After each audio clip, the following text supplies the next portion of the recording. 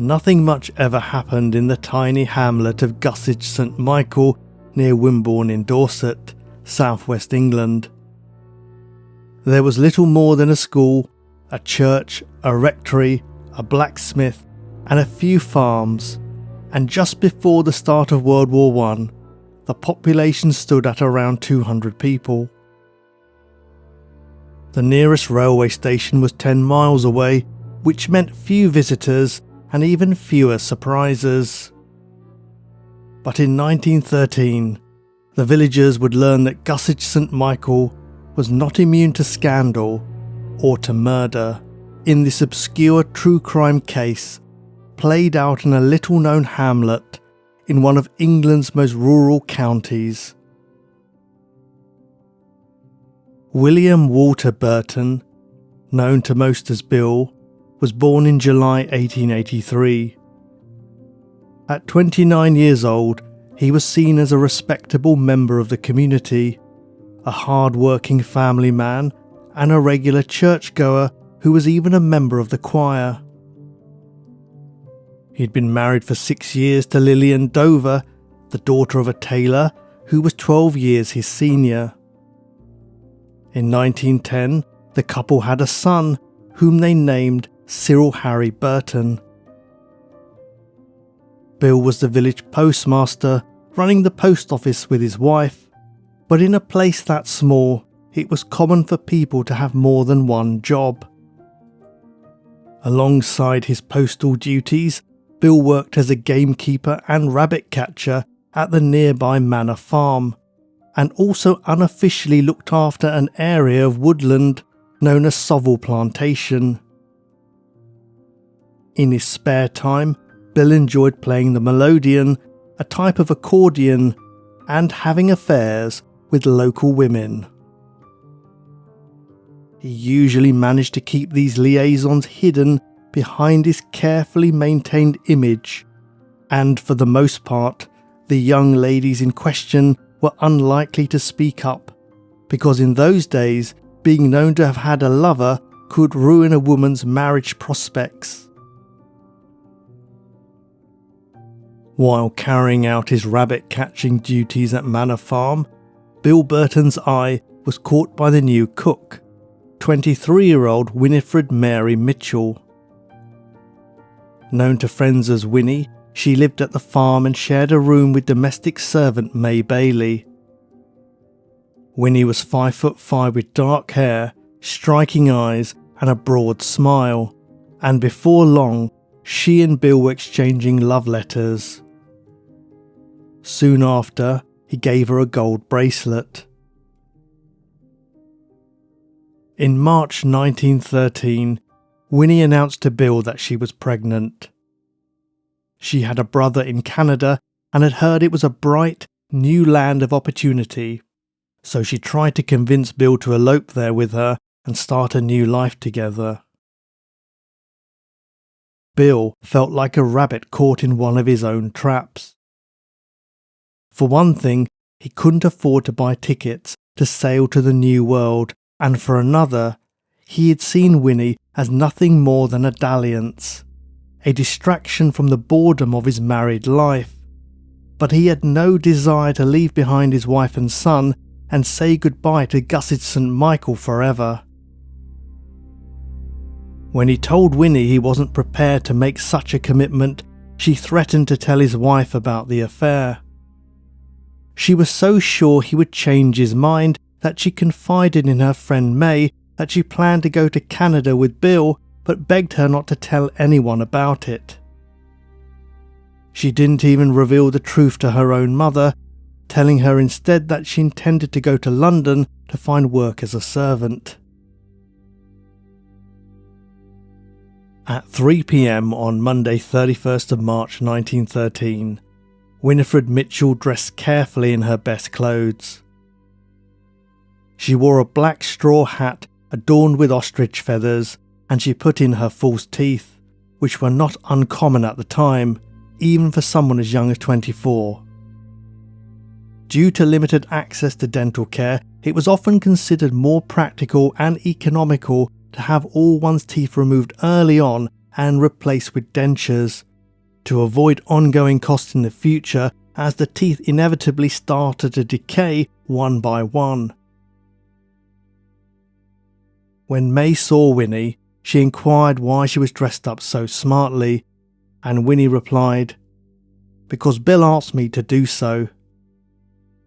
She told May she was going to cycle to the top of the hill to meet him and urged her not to mention it to anyone, and she left carrying a small case containing some items of clothing. It was the last time Winnie was ever seen alive. That evening, Bill Burton appeared to be in good spirits as he dined with his wife, later playing some tunes on his melodeon.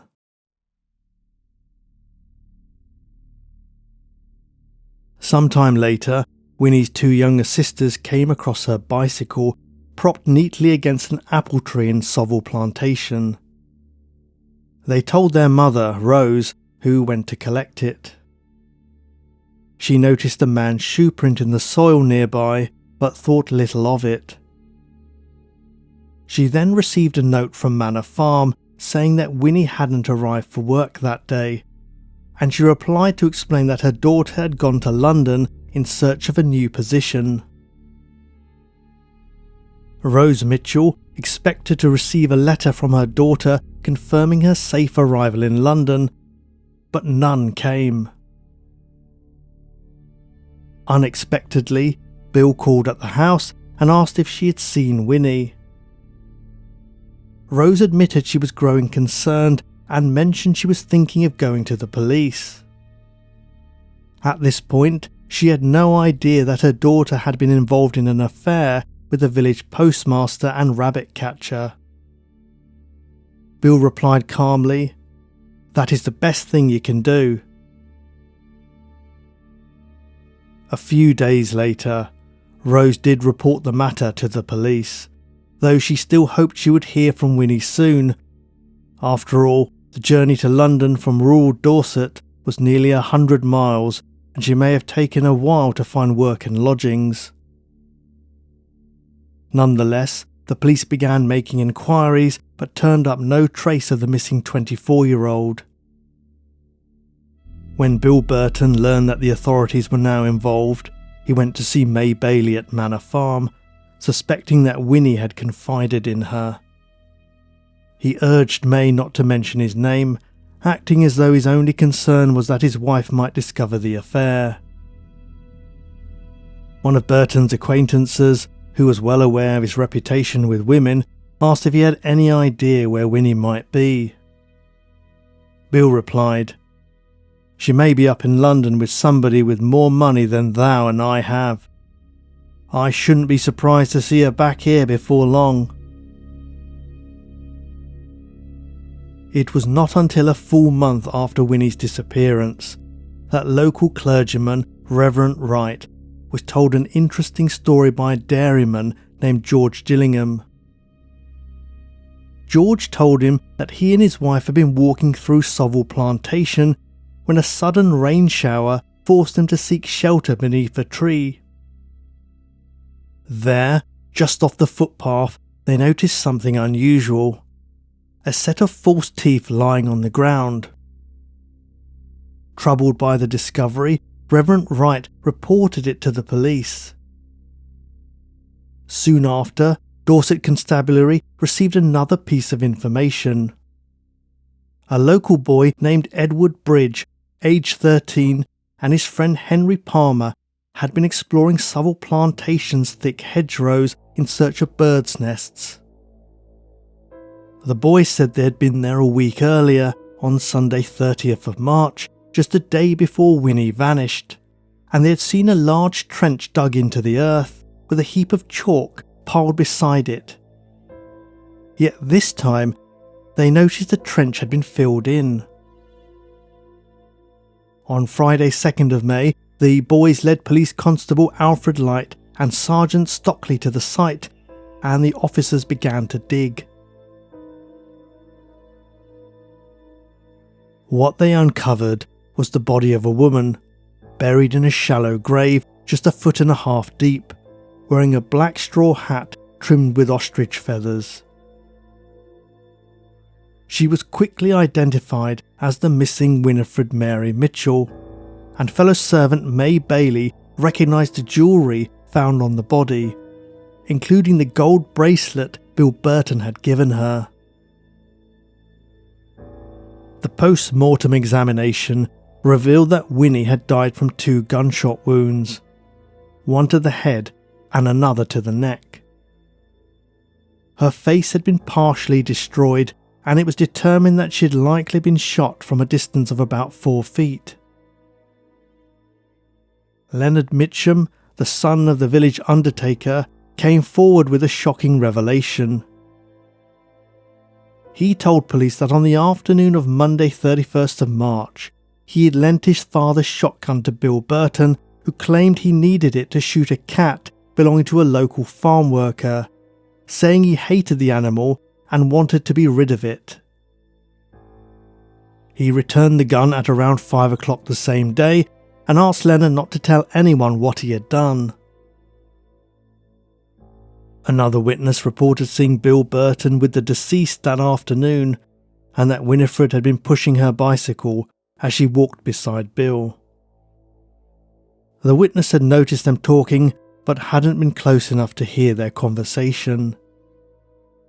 Yet another villager said that he had seen Burton smoking his pipe near the gravesite on more than one occasion after 31st of March.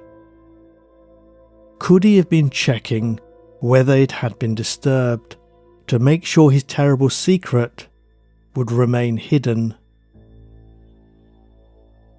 William Burton was arrested on Wednesday 7th of May 1913.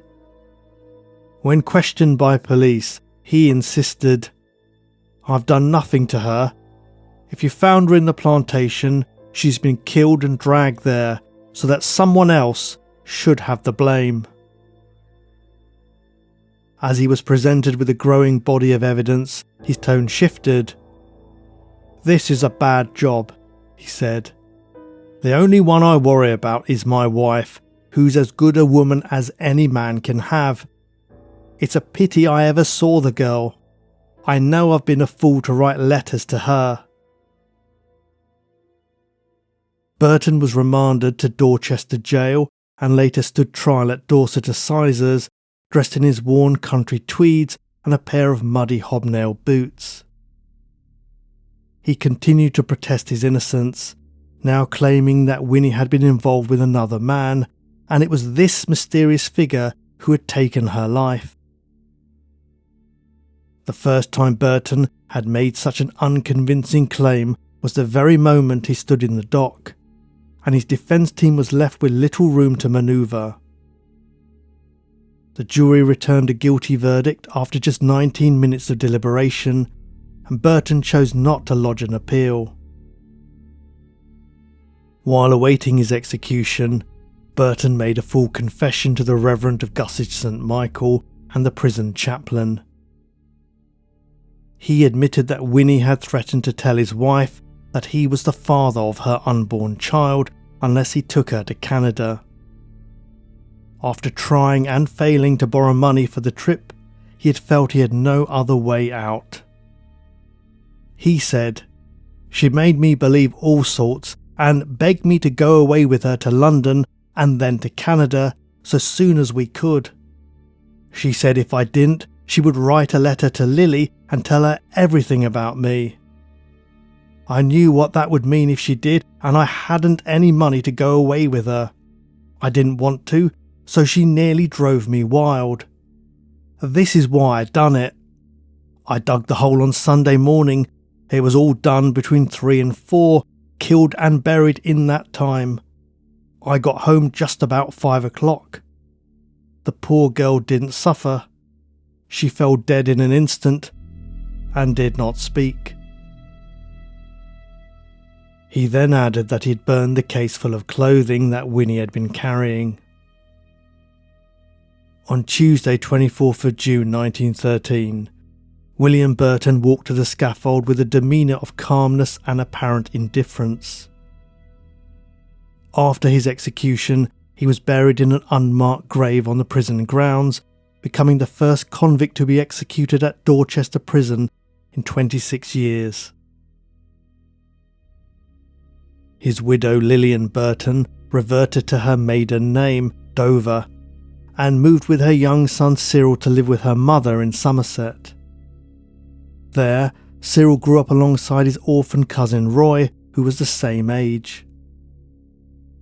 Lillian found work at a leather glove manufacturer, and in time, Cyril would follow in her footsteps and enter the same trade. Lillian died in 1930 at the age of 58, not living to see her son get married in 1937 to a nurse named Thurza Lamb. Roy, his cousin and childhood companion, was his best man. Decades later, in 1986, 82-year-old Gladys Isgar, who had been a 9-year-old girl in Gussage St at the time of the murder, shared her memories of the crime with author Roger Guttridge. She recalled, "It really was a dreadful thing and came as a great shock to the village.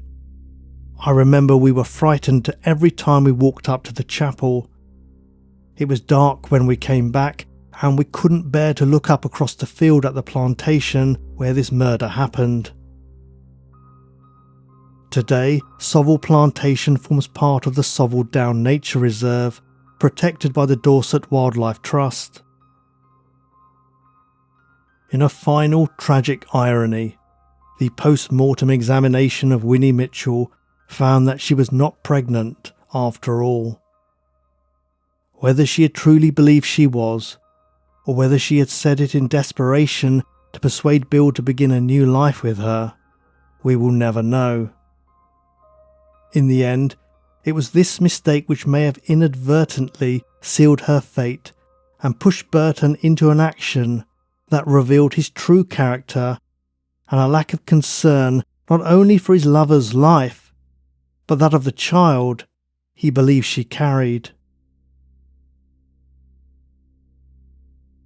You've been listening to Prash's Murder Map. If you enjoyed this episode, please leave me a thumbs up, comment or review, as it really helps to support the show and help more people to find it. You can also join me on Patreon for audio-only ad-free episodes. Thanks for your support, and I'll see you again soon.